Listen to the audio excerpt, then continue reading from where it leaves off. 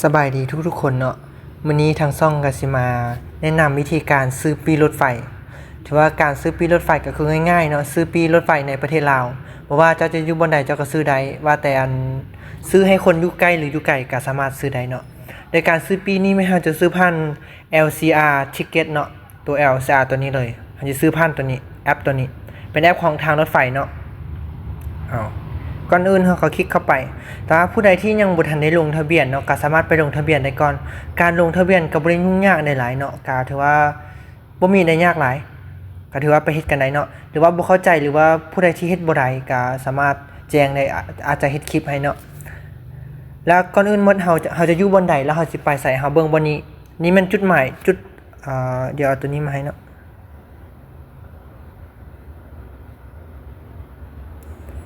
เดี๋ยวออมให้เนาะสมมุติอันนี้มันต้นทางที่เราต้องการไปเด้อเว้นเป็นสีฟ้าเนาะจะเห็นง่ายอันนี้ต้นทางนี่คือปลายทางที่เราจะไปนี่คือต้นทางนี่คือปลายทางสมมุติว่าเราต้องการไปต้องการจากนครหลวงไปหลวงพระบางหรือว่านครหลวงไปบ่อเต็น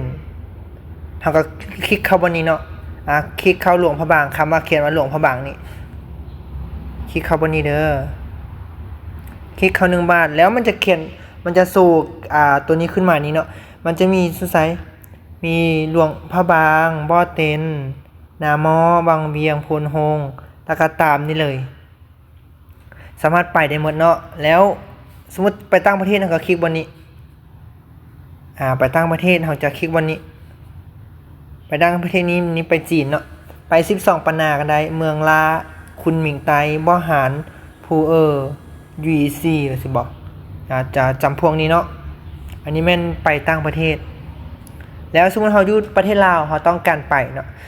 สมมุติเราอยู่นครหลวงไปหลวงพระบางเราก็คลิกบนนี้หลังจากนั้นเรามาคลิกวันที่นี่เด้อคลิกวันที่สมมุติเราต้องการเดินทางไปมื้อนี้เราก็คลิกเบิ่งมื้อนี้เนาะมื้อนี้วันเสาร์วันที่23เดือน11เนาะคลิก1 บาทวันที่23เดือน11คลิกแบบนี้หลังจากได้แบบนี้เราก็ค้นหาคลิกค้นหาตัวนี้คลิก1 บาทหลังจากนั้นมันยังมีเที่ยวอยู่ 15:55แล้วตอนอันนี้มันเที่ยวออกไปเนาะเที่ยวออกไป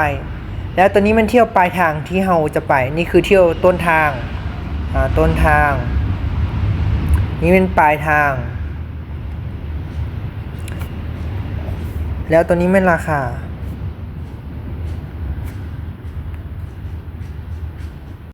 หลังจากนั้นได้มาแล้วก็ราคามันก็จะขึ้นอยู่นี้เนาะราคาตามที่เราเห็นนี้เลยแล้วสมมุติว่าเราต้องการกดเราก็คลิกไป1 บาทคลิกหน้าจอบนนี้เลยเนาะคลิกบนตัวกลางนี้เลยคลิกแล้วราคาจะสูงขึ้นมานี่มันจะมีบ่อนั่งธุรกิจ975,000 กีบแล้วก็บ่อนั่งสั้น1บ่อนั่งสั้น2 330,000 กีบตัว330,000 กีบเนาะตัวถึกสุดนี้มันก็บ่อนั่งมันก็โอเคหลายบอกเลยว่าโอเคหลายสมมุติว่าเราต้องการหรือว่าเราต้องการบนอื่นสมมุติว่าเราต้องการหลวงพระบางนครหลวงเราก็คลิกว่าหลวงพระบางนครหลวงหรือว่าเราต้องการบนอื่นเราก็สามารถเฮ็ดได้สมมุติเราอยู่นี่เราอยากซื้อให้ผู้อื่นเราก็สามารถเฮ็ดได้คือกันแล้วเราก็หลังจากเฮ็ดแล้วเราจะมีเขาเรียกว่า QR ของการซื้อเนาะมันจะเป็นการยืนยันแล้วเราเอาไปให้เขาเจ้าเบิ่งแล้วก็ถือว่าผ่านสมมุติว่าเขาจะซื้อเนาะก่อนที่เราจะซื้อตัวนี้ได้เราต้องกรอกข้อมูลหรือว่าลงทะเบียนให้สำเร็จก่อนเนาะสมมุติว่าหลวงพระบางนครหลวงแล้วต้องการวันที่เราก็คลิกที่วันที่วันเสาร์นี่ครับคลิกบนนี้เนาะหลังจากนั้นค่อยต้องการวันที่25เราก็คลิกวันที่25แล้วก็คลิกตรงที่ค้นหาบนเลยบนค้นหาเลยหลังจากคลิกค้นหาปุ๊บมันก็จะขึ้นมาเวลาที่เราต้องการมันจะมีเวลาตอน 10 โมง10 โมงออกเดินทาง10 โมงมันออกเดินทางแล้วก็12:38ฮอดเนาะโดยประมาณแต่ว่าเราก่อนที่จะไปเราก็ต้องไปให้ไวกว่าประมาณ1 ชั่วโมงหรือ30 นาทีเพราะว่ายังคนหลายเราอาจจะต่อคิวบนเทื่อเราอาจจะตกหล่นได้เนาะสมมุติเราตกหรือว่าเราบ่ทันรถนั่นน่ะเราก็ถือว่าเสียเงินไปละแต่ละเวลาอยู่นี่เนาะเวลาอยู่นี่เลยเวลาแล้วก็ราคามันก็อยู่นี่ราคาก็อยู่นี่พร้อม สมมุติเราต้องการไปตอน 10:31 12:38เราก็คลิกเข้าไป1 บาทแตะเข้าไป1 บาทหลังจากนั้นมันก็จะโชว์ขึ้นมาว่าบ่อนนั่งธุรกิจบ่อนนั่งธุรกิจแบบนี้อันที่มันโชว์ขึ้นมาแบบนี้เนาะเบิ่งดีๆเนาะที่มันโชว์ขึ้นมาแบบบ่ฮู้แบบนี้หมายถึงว่าเต็มหมดแล้วมันจะเขียนว่าบ่มีอยู่นี่ว่ามันจะคือว่าจองเต็มหมดแล้วเที่ยวโมงนี้ก็ถือว่าจองเต็มแล้วเราก็เบิ่งโมงอื่นตอนโมงอื่นแม่น 12:52 คลิกเข้าไปนี่ก็จองเต็มหมดแล้วแล้วมาเบิ่งตอน 14:16:34 คลิกเข้าไปนี่ก็เที่ยวนี่ก็จองเต็มหมดแล้วแล้วมาตอน 17 โมงก็จองเต็มหมดละมาตอน 18 โมงก็จองเต็ม 19 โมงก็จองเต็มหมดเลยบ่มีมื้อว่างเลยเนาะถือว่าเต็มหมดเลยถือว่าจองเต็มหมดแล้วมื้อนี้แล้วเฮาไปเบิ่งมื้อใหม่ไปเบิ่งวันที่24ค้นหาเต็มเฮาเบิ่งไปเรื่อยๆเนาะอันนี้มันเต็มแล้วบ่สามารถจองได้เฮาไปเบิ่งมื้อบ่จองสมมุติว่ามื้อบ่เต็มเนาะสมมุติเด้อว่ามื้อบ่เต็มที่เฮาค้นหามื้อบ่เต็มเฮาก็คลิกวันนี้เลยวันที่24วันที่24มากินเฮาเบิ่งเนาะมาวันที่26มาเบิ่งวันที่26คลิกแล้วเปลี่ยนวันที่26ค้นหาคลิก1 บาทบ่มีแล้วเต็มวันที่26ก็เต็มวันที่26ตอน 2 โมง 5 โมง 18 โมงเต็ม 19 โมงเต็มวันที่27บ่สามารถซื้อได้เนาะมันซื้อได้ประมาณมื้อนี้วันที่23เนาะ24 25มันซื้อได้ประมาณล่วงหน้า3-4 มื้อวันที่26นี่ก็ซื้อได้แต่ว่าวันที่27เราซื้อบ่ได้แต่ว่ามื้อนี้มันเต็มแล้วนะมันบ่สามารถซื้อได้แล้วนอกจากปีรุดจองหรือว่าแบบเขาส่งคืนแล้วระบบมันจะตีขึ้นมาเนาะตอนนี้มันถือว่าเต็มแล้วหลวงพระบางนครหลวงมันเต็มแล้วเด้อเนาะปีของมื้อวันที่23 24 25 26วันที่23ยังบ่เต็มมื้อนี้นะมื้อนี้ยังตอนเบิ่งมีตอนนั้นบ่เต็มตอน 19 โมงตอนมื้อนี้เนาะเตียงนอนนุ่มบ่นั่งแข็ง 234วันที่23มื้อนี้เนาะตอน 17 โมง 11 นาทีนี้ออกเดินทางแล้ว20 โมง 4 นาทีนี้ฮอดนครหลวงแม่นยังมีบ่อนอยู่สมมุติเฮาต้องการจองเฮาก็คลิกบ่อนจองนี่เลยบ่อนจองนี่เนาะคลิกบ่อนจองนี่ต้องการจองตัวใดก็คลิกตัวนั้นสมมุติต้องการจองตัวนี้จองปุ๊บแล้วเขาว่าเฮาต้องการตัวใดเฮาก็เลือกราคาแล้วสมมุติว่ามีคนต้องการไปเฮาเนาะเฮาก็เพิ่มผู้โดยสารเฮาต้องกรอกข้อมูลคนนั้นเพิ่มถ้าเป็นคนต่างประเทศเฮาต้องกรอกพาสปอร์ตใส่แล้วก็ขั้นตอนต่อไปแม่นก็จองขั้นตอนต่อไปเลยเฮาก็คลิกมันในขั้นตอนต่อไปนี่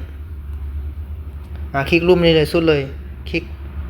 กรุณาเลือกผู้โดยสารเฮาต้องเลือกเพิ่มผู้โดยสาร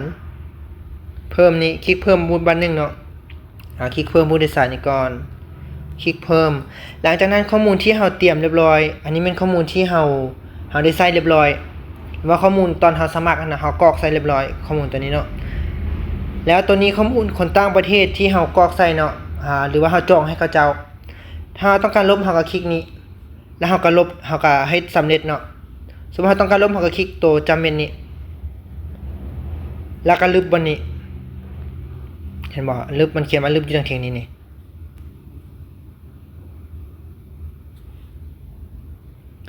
แล้วสมมุติว่าเฮาต้องการสมมุติว่าเฮามีข้อมูลของเฮาแล้วเฮาก็ติ๊ก1 บาทติ๊กปุ๊บเฮาติ๊กว่าสำเร็จอยู่บนเทิงนี้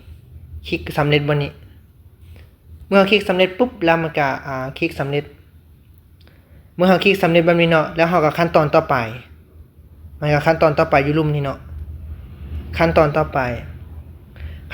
แม่นการจ่ายเงินแล้วเฮาก็เช็คคืนว่าถูกบ่ซื้อเฮาอยู่บนนี้น่ะถูกแล้วบ่ซื้อเฮานี้มันถูกตามมันเฮาแล้วบ่เนาะหลังจากซื้อถูกแล้วเฮาก็ชำระเงินเห็นบ่มันเขียนว่า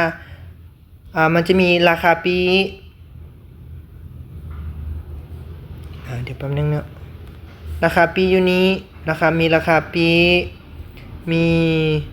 ค่าจอง 10,000 กีบราคาปีเป็น234,000แล้วค่าจองมัน 10,000 กีบผู้ที่เป็น244,000ถ้าเราสำระเราก็กดสำระบนนี้รุมทั้งรุมนี้เลยสำระแล้วมันถามว่าเราสำระผ่านใดผ่าน Union Pay บ่หรือว่า VSAT มันจะกรอก VSAT ใส่เนาะแต่ว่าความจริงแล้วตอนนี้ก็คือโอนบ่ได้ VSAT เราต้องโอน Visa One โอน Visa One บ่นี้คลิก Visa One 1 บาทแล้วก็สำระหลังจากนั้นมันจะเข้าสู่ระบบVisa One เฮาเมื่อมันเข้าสู่ระบบ Visa One เฮาแล้วมันก็จะทำการจ่ายเงินคล้ายๆกับเฮาเติมโทรศัพท์ว่าแต่เฮาคลิกเข้าเบอร์แล้วมันจะจ่ายเงินแบบนั้นเนาะแล้วออกมาคล้ายๆกับเฮาเติมเบอร์เนาะคลิกปุ๊บจ่ายปุ๊บแล้วก็เฮาก็จะได้QR code มาเดี๋ยวอันนี้ก็จะเป็นหน้าตาของ QR code ที่เฮาได้ทำการซื้อไปเนาะแต่ว่าตัวนี้มันปีเก่าที่ค่อยเคยได้ซื้อไปแล้วเนาะถ้าเมื่อกี้เฮากดสำรับปุ๊บแล้วเฮาจะมี QR code ตัวนี้ขึ้นมาให้เฮาวันนี้เนาะแล้วจะมีเลขห้องเฮาบนตู้ที่เฮานั่งเฮาไปต้องนั่งทุกอันเนาะคันบ่ทุกอันแล้วเคินว่าอาจจะแบบคนอื่นมาปีเขาจะอาจจะมาถามบนนั่งเฮาได้เนาะอาจจะยากเนาะแล้วก็บ่นั่งแข็งค่ะว่าบ่นั่งแข็ง111นี้แล้วมีชื่อนี้ถึกบ่ชื่อถึกหรือบ่ชื่อกับพาสปอร์ตอยู่นี่ถึกต้องบ่ชื่อกับพาสปอร์ตแล้วอันนี้ตอนนี้จะมันบ่นั่งตู้เฮาเนาะแล้วตู้ที่เฮาได้แม่นตู้เท่าใดบ่นั่งแข็งรถตู้เก่ารถหันตู้ที่เก่าเขาจะมีเลขตู้เขาจะมีเลขตู้เขาเวลาเขาไปปุ๊บมันจะมีอยู่ทางไหนเนาะเลขตู้เขาน่ะแล้วให้เขาถามพนักงานถ้าเขาบ่ฮู้เขาถามพนักงานบอกเขาได้แล้วบ่นั่งที่111คนนี้น่ะหนังสือผ่านแดนเท่านี้เท่านั้นวันที่เดือนปีออกเท่านี้แล้วจากนครหลวงไปบ่เต็นนี่คือการซื้อปีรถไฟเนาะเดี๋ยวเราไปเบิ่งบนไหนสมมุติว่าเราลงแตะมันลบออกหั่นแล้วเราจะไปเบิ่งบ่ได้เดี๋ยวค่อยพาไปเบิ่งสมมุติเนาะสมมุติเมื่อกี้เราลงแตะออกแล้วเราลืมแคปหน้าจอแล้วเราบ่ฮู้ว่าปีเราหายไปบ่ไหนแล้วเนาะให้เราเข้ามาบนรูมนี้เลยที่กวดเบิ่งปีรถไฟที่เราได้ซื้อไปแล้วเนาะเพราะว่าเราลืมแคปหน้าจอให้เราคลิกเข้ามาที่รูมตัวนี้ปีของคอยอยู่รูมสุดเลยหลังจากนั้นมันจะเด้งขึ้นมาเป็นมีแล้วเราคลิกหน้าจอ1 บาทคลิกหน้าจอ1 บาทแล้วมันจะเขียนว่า QR คลิกเข้าไปที่ QR ตัวนี้หลังจากนั้นเราก็จะได้ QR มาแล้วเราก็แคปหน้าจอนี้หรือว่าเราเอาตัวนี้ไปยืนยันว่าเราได้ทำการซื้อปีเป็นที่เรียบร้อยแล้วไปยืนยันอยู่บนสถานีรถไฟที่เราจะขึ้นรถไฟเนาะ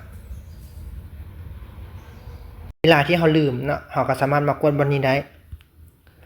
ถือว่าการแนะนำซื้อปีรถไฟเนาะก็สามารถเฮ็ดได้ตนเองเนาะบ่จำเป็นต้องไปจ้างผู้ใดหรือว่าไปซื้อในสถานีให้เสียเวลา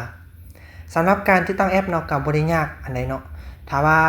มีคนสนใจหลายหรือว่าอยากรู้วิธีการติดตั้งแอปหรือว่าบ่ฮู้ลงทะเบียนแท้ๆเนาะก็สามารถคอมเมนต์ใต้คลิปได้เนาะสิมาเฮ็ดวิธีการลงทะเบียนหรือว่าวิธีการลงทะเบียนซื้อปีรถไฟในประเทศลาวเฮาเนาะสำหรับคลิปนี้ต้องขอจบคลิปเพียงเท่านี้ขอบใจทุกคนที่ติดตามรับชมแล้วคำใดที่บ่แจ้งก็ขอโทษขออภัยนำแล้วสามารถคอมเมนต์ตำหนิติเตียนได้เนาะจะไปปรับปรุงช่องให้ดีขึ้นเนาะสำหรับวันนี้ต้องขอกล่าวคำว่าสบายดี